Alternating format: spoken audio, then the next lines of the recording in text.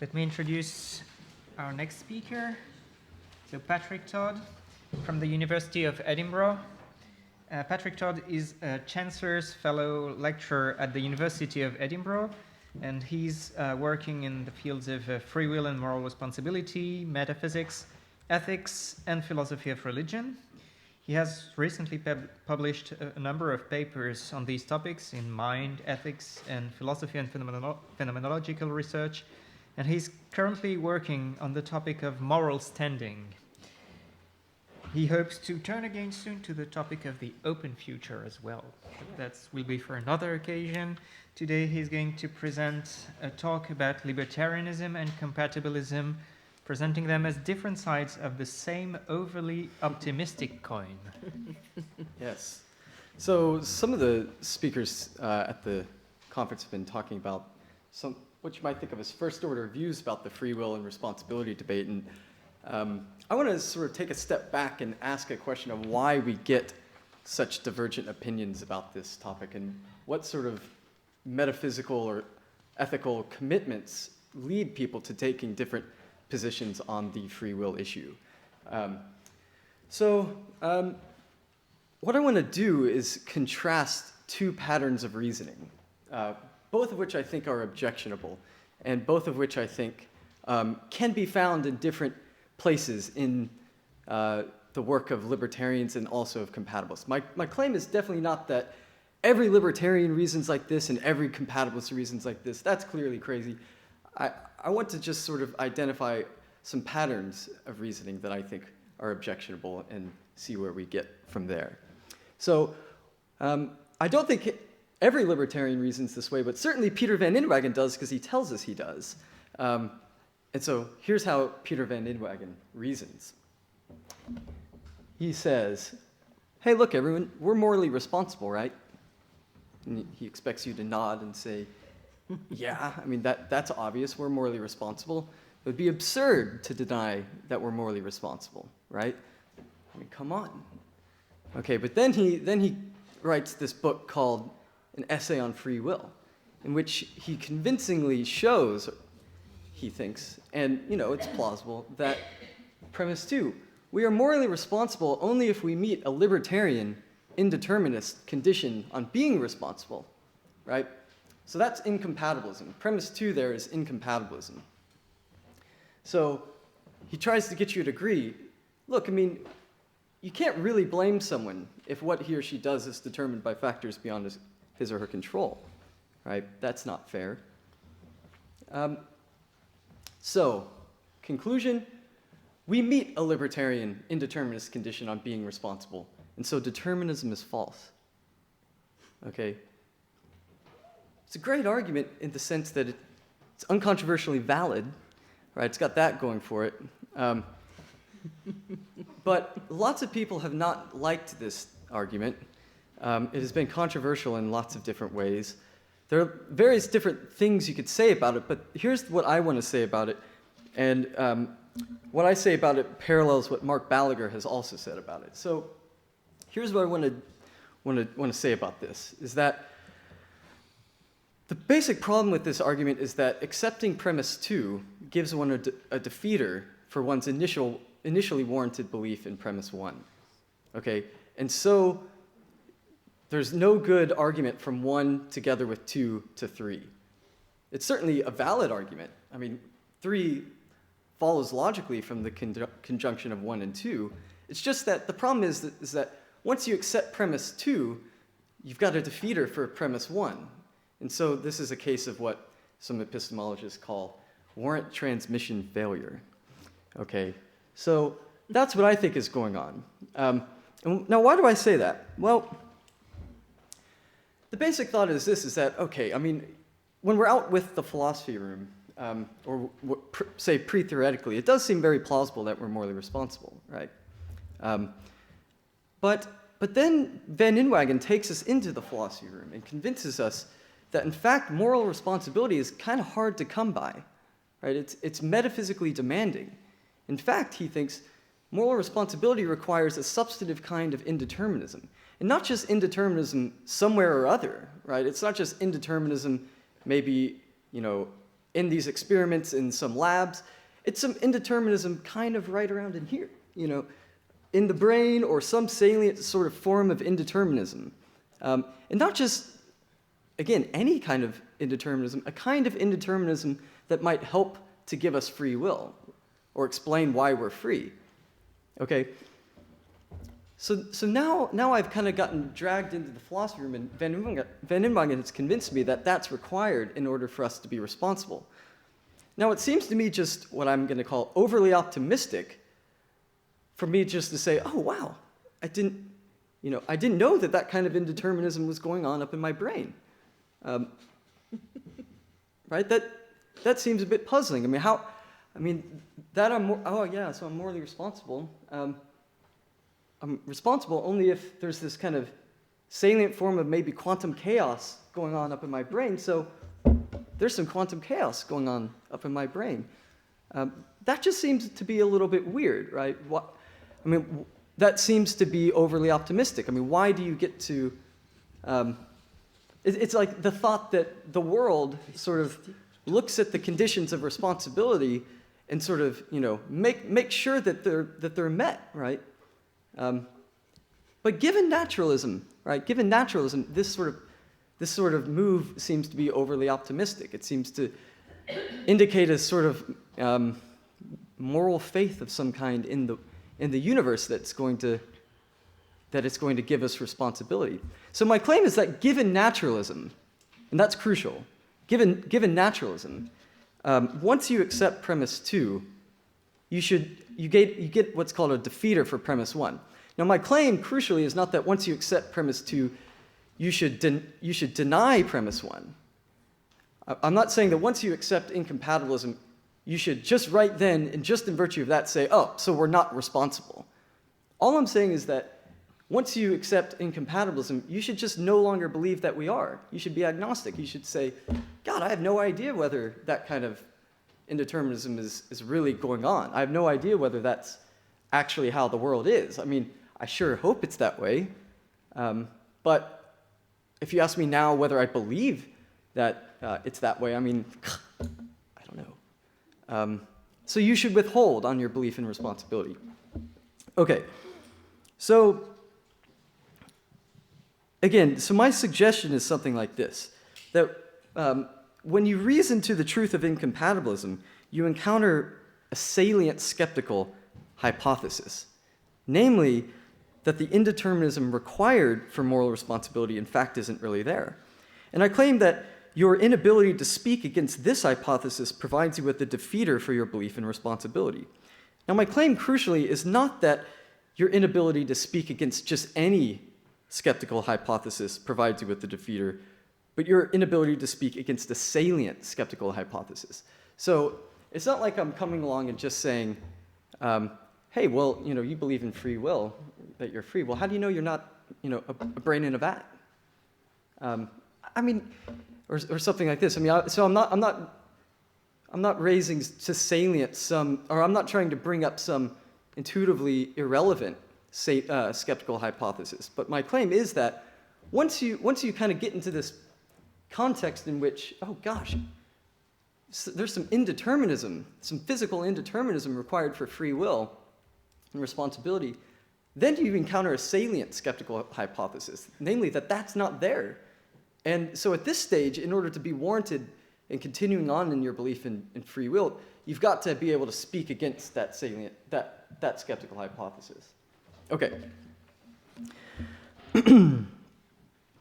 So my claim is that this pattern of reasoning betrays a certain sort of over-optimism. It's sort of this idea that the world will provide, any condition that's required is a condition that the world will meet. And I just think, given naturalism, I don't see why that's warranted. Okay, so I'm guessing that a lot of people here might be willing to grant that. Maybe there won't be any defenders of Van Inwagen in this room. I think that there aren't a lot of defenders of this particular argument, although there are some. But what I want to focus on in this talk is not Van Inwagen and the libertarian, but to try to draw a parallel between this overly optimistic argument and a parallel argument that I think you find in some compatibilists, or at least implicit in their compatibilism. Okay, so before I put that argument up on the, I only have 2 slides, so it's good. Before I put that argument up, though, I want to just give my impression of the state of the debate about moral responsibility at the moment. So, I mean, the trick for my talk is going to be, convincing people that this is actually how some compatibilists are reasoning. I mean, it's easy to say that, but it's kind of harder to prove. But anyway, this is my suspicion. Okay, so rumors have kind of gotten around about what libertarians require for free will and responsibility. So rumors have gotten around that libertarians are the people who say that we have an agent causal prerogative some would only assign to God, right? And so, or that we are prime movers unmoved. And so, look, I mean, philosophy is an overwhelmingly naturalistic discipline at the moment. And so when philosophers hear that, oh, it's the libertarians who think that we're sort of prime movers unmoved or something like this, they're not inclined to think, yeah, that's right, that's how things are, or they're inclined instead to say, well, God, if that's how things have to be in order for us to be responsible, we're probably not responsible, right? So in other words, if the picture required by the libertarian is what's required in order for us to be responsible, I mean, given naturalism, we're probably not responsible. But people like believing that we're responsible. It's kind of a nice thing. And it's just, I think, I mean, so there's the psychological part, but then I think also just a lot of compatibilists in the discipline just think, rightly or wrongly, that belief in responsibility is a perfectly justified entitlement. We're just sort of entitled to reason from the standpoint of belief in responsibility. Okay, I'm going to try to bring that out a little bit as we go on, but now it's time to kind of put up the second argument. So how do I do that? You just This button? no. Right. Yes. Okay, so how this is my opinion, or at least what I hope maybe some of you will think sounds plausible about how many compatibilists today arguably tend to reason. Okay, and it goes like this. It's sort of the flip side of the last argument. Premise 1, we are morally responsible. Obvious, right? I mean, who's going to deny that? Completely obvious. So premise 2, we are morally responsible only if no libertarian indeterminist condition on being responsible is required. Because look, that condition's impossible to meet, or anyway, we don't meet it. I mean, we're just these kind of naturalistic mere mortals. I mean, maybe gods meet that condition, but anyway, we don't. So that's supposed to be plausible given naturalism. So, conclusion, no such condition is required. That is, compatibilism is true. Okay? So, what's going on in the first argument is the libertarian, like Peter Van Inwagen, he's reasoning from a libertarian conditions being required to such a conditions being met. Whereas the compatibilists I want to try to indicate are reasoning from that conditions not being met to that conditions not being required. And what I want to say is neither move is warranted. Right? Neither move is warranted, at least on naturalism. So, just to bring this out really quickly, I mean, to say that no indeterminist condition is required is to say that compatibilism is true, right? If you don't think that there's any indeterminism required, then you think that responsibility is compatible with determinism. So I hope that that argument, the structure of it is clear. So there are different ways of looking at the thrust of this argument, but here's one. According to this argument, the implausibility of libertarianism gets transferred to the plausibility of compatibilism because we can hold fixed that we're morally responsible. That is simply our entirely natural, entirely justified starting point. Okay, so when we start seeing that, libertarianism is really implausible. Well, the implausibility of libertarianism is sort of just getting directly transferred into the plausibility of compatibilism, because we're just holding fixed that we're responsible. Okay. Okay, but now what I want to ask is this: why can we hold fixed that we are morally responsible? What sort of licenses our holding that fixed in our judgments or in our about various arguments in the free will responsibility debate? So, suppose we take this person Jones off the street. This is a clever person, incipient philosopher, perhaps, very good philosopher, we'll just say, but someone who's not yet familiar with all the debates about free will and responsibility. So, suppose we give him this speech, right? We say to him, "As you agree, naturalism is true. As such, human beings are not special in the order of nature. At bottom, what fundamentally exists is matter in motion, or perhaps something similar, something as described by our best current physics. It is into this world that human agency must be fit. And in this world, there's no room for irreducible agent causation, and as such, no room for any such quaint notion as libertarian free will. Or if there is room for such free will, there's no reason to suppose that any room has in fact been made for it. That is, no reason to suppose that just the right sort of indeterminism in just the right place in fact exists. After all, no God or God has created us or the stage on which we act with an eye towards our meeting any kind of conditions for free will. The world is simply coldly indifferent with respect to us and our interests. So even if it seemed to many that we have this kind of agency, this is not a seeming the world particularly cares to vindicate. So you agree then that we don't, or we very likely don't, meet any libertarian conditions for responsibility." And now Jones says, "Yeah, well, I guess that's right." Okay, so that's, and then we add, okay, but in fairness, we have to add that lots of philosophers have given arguments that such a condition on responsibility is in fact required. And now the thought I'm trying to bring out is, what's the rational stance at this moment for Jones? There's three different things he might be thinking. He might just immediately think, just by accepting that speech, that okay, no one's responsible. I think that's a bit premature. I mean, before he's considered the issue of whether libertarian free will, as it were, is required, he shouldn't just immediately give up responsibility just by learning that that we have none. I mean, he should at least wait around, he should at least kind of consult the moral facts, or try to consult the moral facts, before he just says, oh yeah, no responsibility, okay? The second thing he might say is, okay, whoa, so there's no libertarian free will, probably not anyway.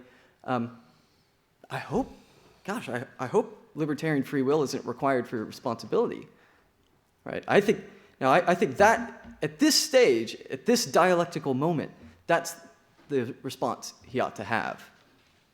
But the response that he shouldn't have is this: oh, those arguments are going to be bad arguments, right? So all he's learned at this moment, right? Again, he's just learned that there's probably no libertarian free will, and then we tell him, oh, but some people think that, there needs to be. What would entitle him, before sort of consulting the arguments, to just kind of be confident that those arguments are going to be bad, right? It seems like nothing would. But the point that I'm trying to get at is that that's the pattern of reasoning endorsed in this argument. That Jones, once he learns that probably there's no libertarian free will, he's just immediately justified in thinking, well, no such no such free will is required for responsibility. After all, we're responsible. But I think that's overly optimistic. So when Jones reasons that way, he seems to display a certain sort of optimism, namely optimism that moral responsibility will not require any condition that is not in fact met. But whence comes Jones's confidence that this is so?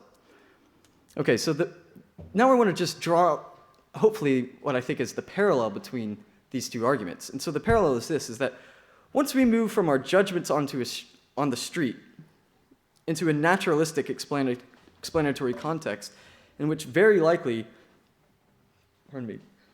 no libertarian condition is in fact met, we also enter into an explanatory context in which we have no reason to suppose that what's obvious to us on the street is in fact likely to be true. More particularly, we enter into an explanatory context in which it's not especially likely, let alone guaranteed, that we would in fact turn out to be morally responsible. Indeed, at this stage, one encounters a salient skeptical hypothesis, namely that we evolved a set of moral practices that require for their justification something that just isn't there. Accordingly, once one enters into a context in which once we enter into an explanatory context in which two is plausible, the naturalistic philosophy room, one no longer has reason to be confident in one. The move from 1 to 2 to 3 thus fails, just like in the previous argument, the move from 1 to 2 to 3 fails.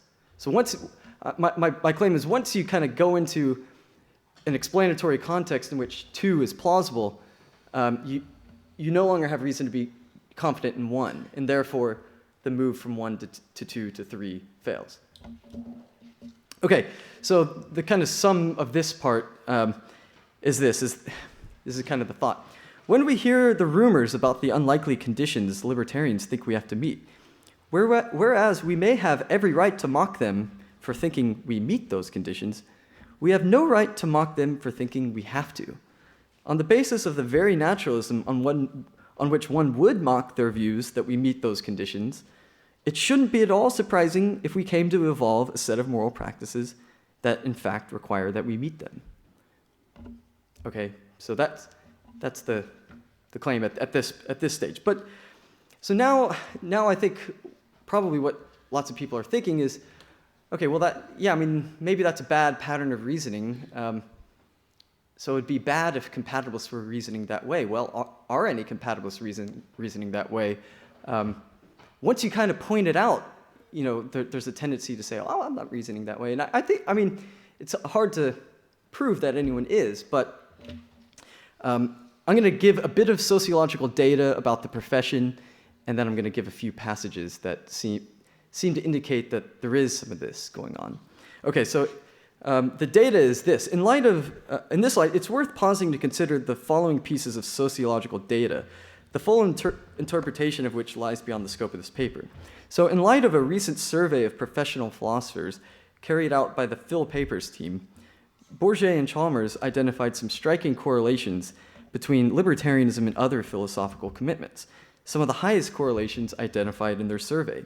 For instance, libertarianism was correlated with non-physicalism about the mind, theism, and non-naturalism in metaphilosophy. It's fair to say, then, that libertarianism is highly associated in the popular philosophical consciousness with theism and non-naturalism. Only 14% of philosophers identified as theists, but 50% of libertarians identified as theists, and 50% of theists endorse libertarianism, whereas only 67% of atheists, whereas 67% of atheists endorse compatibilism. Further, and importantly, a mere 4.6% of self-described physicalists identified as libertarians, and 69% identified as compatibilists. So what strikes me about this data, what's the best explanation for this data? One thought is this, is that all those physicalists working in philosophy of mind, they've read Dirk's manipulation arguments, they've considered the direct argument, they've considered all these arguments for incompatibilism, and they've just sort of, in sober reflection, just kind of thought, those arguments don't work. I mean, it is fair that someone be blamed for doing what he was determined to do by factors beyond his control. So I'm going to tick the compatibilist box. I mean, I guess that's possible. What I'm trying to suggest is that that's not especially likely, or I don't know, it doesn't strike me as right. So what strikes me as more likely is that for many philosophers, skepticism about libertarianism, together with a commitment to moral responsibility, has issued in their compatibilism. That is, I suspect that many who filled out the survey reasoned roughly as follows. I'm a naturalist, and I don't believe in anything spooky. Libertarian free will, I hear, is spooky. So I don't believe in libertarian free will. But I do believe in responsibility, don't I? So I guess I'm a compatibilist. That I think is what's happening. That's why you're getting such big compatibilist numbers there. And so all I want to say, in a sense, is those who have reasoned in this way ought to ask themselves whether they endorse reasoning this way. And I think that once you bring the pattern of reasoning to light, then you're going to see that there's something defective about that pattern of reasoning. It's overly optimistic. So, okay, now here are just a few passages, and then I'm done. So Levy and McKenna have this passage in a survey paper, and I think it's Phil Compass. So here's what they say. In this way, the force of the manipulation argument for incompatibilism, that's one of the main arguments for incompatibilism, the force of the manipulation argument is to be evaluated in terms of what further considerations either side can marshal for the attractiveness of their respective positions. For instance, can the incompatibilists get around the luck problem? In the absence of a satisfactory response to that, and with a willingness to believe more strongly that there are morally responsible agents than that there are not, the agnostic might have good reason to lead towards the compatibilist camp. But were the incompatibilist able to address the luck problem, then perhaps the incompatibilist could say what more there is to indeterministic initiation of action that makes it preferable to any compatibilist variety. Then the agnostic might have reasons to lean in the other direction. Okay, so what's going on here? I mean, in a sense, what they're saying is, okay, so these people are considering this argument for incompatibilism. Then they initially evaluate it, but then they note, oh, well, the incompatibilists. I mean, if incompatibilism is true and we're to have free will, well, it's going to have to be libertarian free will, and those people they need to answer the luck objection. So the luck objection is one of the main sort of objections to libertarianism, right? So, well, gosh, if those people can't answer the luck objection, well, then an argument for incompatibilism would just lead to skepticism. So I'm going to reevaluate the force of the manipulation argument and say, I'm going to degrade its strength in sort of the economy of my philosophical views, just on account of the fact that if it were accepted, it would issue in skepticism. And I think, okay, well, what warrants you in just holding fixed your belief in responsibility and then just sort of holding that fixed and reevaluating the force of the incompatibilist arguments once you see that they may lead you to a place you don't like? So, okay, now here's a passage from Mealy. Am I okay on time? Do I have? Yeah. Okay. Just 35 minutes. Okay. So, few more passages. Okay, so Mealy says this. People who are strongly inclined to believe that we are free and who take arguments for incompatibilism to have some force will want an incompatibilist theory of free choice or free action, or at least the sketch of such a theory. If the task of constructing an incompatibilist theory of freedom, a libertarian theory, seems doomed to failure, such people may be inclined to reassess the arguments for incompatibilism. Okay, so he's just kind of identifying some people who, if it turns out that the incompatibilists can't tell a plausible story on which we actually have free will, well then we got to just reevaluate the arguments for incompatibilism, because that's obviously led us to the wrong result. So just reevaluate those arguments.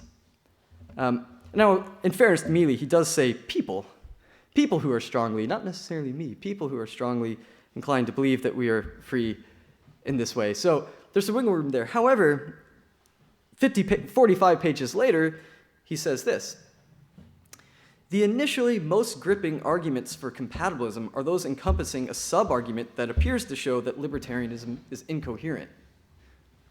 Okay, so what's a gripping argument for compatibilism? Well, it's an argument that shows that libertarianism is incoherent. Well, if libertarianism is incoherent, well, goodness, if there's going to be free will, you're going to have to be a compatibilist. So again, when he's reasoning in this way, he seems to me to be just holding fixed that we're responsible, and then he's saying, well, gosh, here's a gripping argument for compatibilism. Since we're responsible and the libertarians can't give us responsibility, it must be that compatibilism is true. Okay, there's a passage from Dan and Elkin, which is perhaps not quite as good in service of my case, however good that case is. But here's a final two passages from John Fisher, which may be the smoking gun if I have a smoking gun. So he says this in interaction with Galen Strawson's arguments, skeptical arguments against moral responsibility. So Galen Strawson has argued that the whole idea of responsibility sort of makes no sense. It's impossible. So he says this: Strawson might say that our intuitions about agency imply an implausible notion of autonomy, and that this notion of autonomy renders moral responsibility indefensible. In my view, however, it's much more sensible simply to recognize and accept that our lives are thoroughly subject to factors outside of our control, and to scale back our demands for the sort of autonomy and sourcehood required for responsibility. So there, it seems to me what's happening is John is saying something like this, that once we kind of appreciate that the kind of agency Strawson has identified is impossible, or anyway, definitely a kind of agency we don't have, well then we should just just because of that, scale back our demands. Right? We shouldn't take that to be any kind of threat to belief and responsibility. We should just say, okay, well, that must not be required. So, and he says this: in light of the implications of Strawson's picture of autonomy, one could go in either of two directions. One could say that such a picture is endorsed by common sense, but is impossible to fulfill. Or one can say that such a picture, being straightforwardly impossible to fulfill, can't be the picture endorsed by common sense. The latter possibility seems to be the path recommended by a certain sort of philosophical maturity and wisdom. So I think, in fact, philosophical wisdom goes the other way on this. So, John, I think is thinking like this.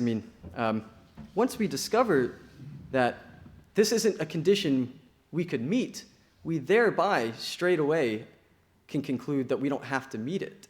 But I'm just thinking, whence comes your confidence that that's so? Why is it that it couldn't be that moral responsibility requires of us something that we don't have? What is it entitles you to the rejection of that possibility? I know some strategies of trying to get that entitlement, but it's hard for me to see how anyone who endorses naturalism has that entitlement. So that's it.